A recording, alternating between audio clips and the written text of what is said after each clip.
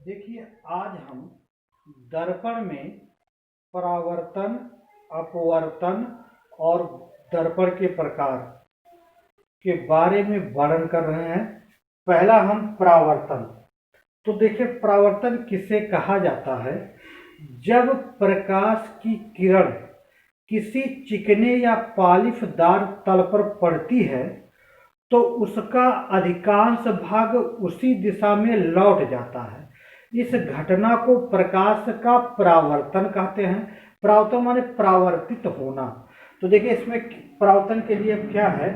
देखिए, ये जो प्रकाश आती है उसे आपतित किरण कहा जाता है। क्या कहा जाता है? आपतित किरण। यहाँ ये भी आपतित किरण है, और जो प्रकाश किरण दर्पण या चिकने तल से पड़ के लौटती है उसे परावर्तित किरण कहा जाता है। यहाँ बीसी क्या है? परावर्तित किरण है। तो ये भी आपतित किरण है और बीसी क्या है? परावर्तित किरण। या बीचों बीच में हमने क्या डाल दिया? अवलंब।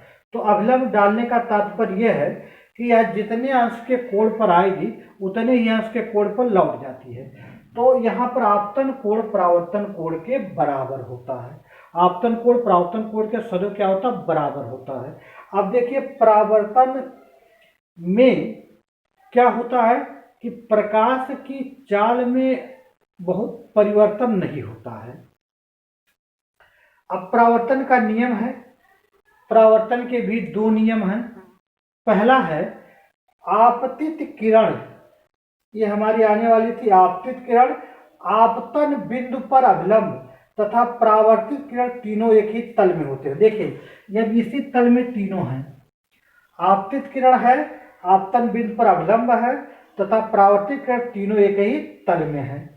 ये तो पहला नियम था परावर्तन का। परावर्तन कौन सा नियम था? पहला नियम था। दूसरा नियम क्या है? आप परावर्तन कोण सदैव आपतन कोण के बराबर होता है। ये तो परावर्तन का दो नियम है। अब ये तो परावर्तन के लिए था। अब आप देखिए अपवर्तन के लिए।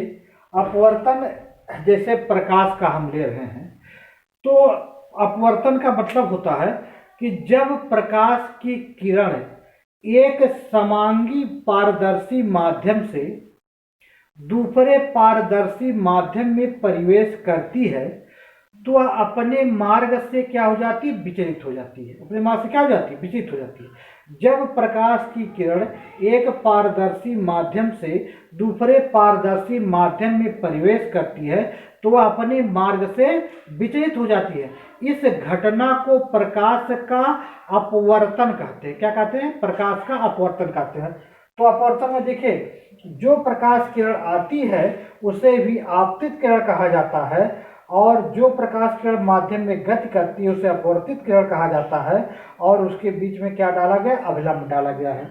तो अपवर्तन में प्रकाश की किरण के चाल में परिवर्तन हो जाता है माध्यम के अनुसार।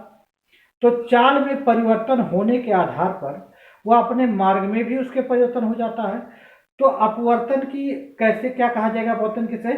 जब प्रकाश की किरण एक समांगी माध्यम से दूसरे समांगी माध्यम में प्रवेश करती है तो वह अपने मार्ग से विचलित हो जाती है।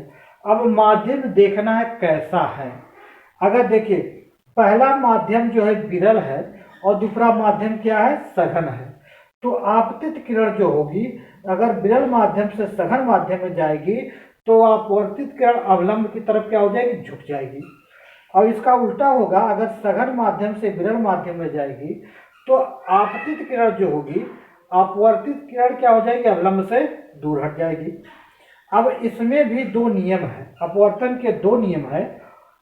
देखिए, ये यहाँ पर आपतित किरण है, यह अपवर्तित किरण तथा अवलंब तीनों एक तल में है।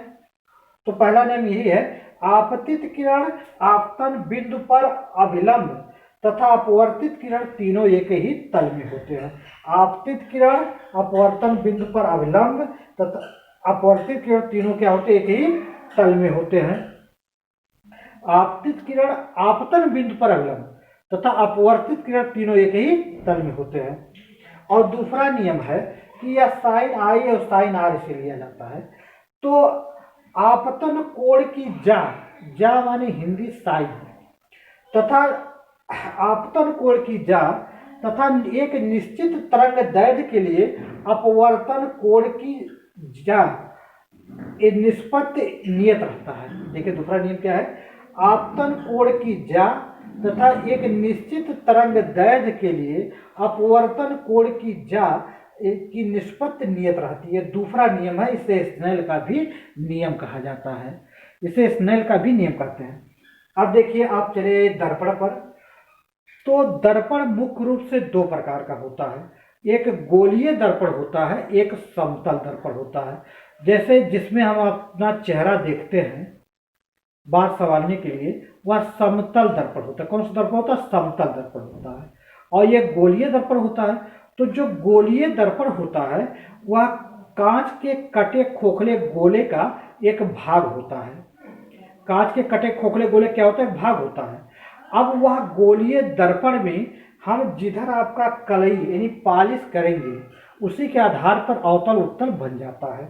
अगर देखिए गोलीय दर्पण में अगर उभरी हुई सतह पर अगर पॉलिश कर देते हैं तो दबा हुआ तल परावर्तक तल हो जाएगा, या चेहरा देखने वाला दबा हुआ तल हो जाएगा। तो ऐसे दर्पण को हम क्या कहते हैं? अवतल दर्पण। और इसका उल्टा क्या होगा, यदि दबे हुए तल पर पॉलिश कर देते हैं तो उभरा हुआ तल क्या हो जाएगा? परावर्तक तल हो जाएगा। ऐसे दर्पण को मुक्तल दर्पण कहते हैं। जैसे चम्मच ले लीजिए, तो चम्मच में अगर देखेंगे दबे हुए तल पर तो छोटा सा प्रतिबिंब बनता हुआ दिखाई पड़ेगा, सुंदर सा, अर्थात वो क्या है? उत्तल दर्पण है। लेकिन अवतल दर्पण जो उभरा हुआ तल पर हम देखेंगे तो प्रतिबिंब बड़ा हुआ विराट बनता हुआ दिखाई पड़ेगा, अर्थात वो भाग किसके बाद करेगा? अवतल दर्पण भाग। क्योंकि कारण इसमें है कि अवतल दर्पण में अगर वस्तु की स्थिति बदलती है तो प्रतिबिंब की स्थिति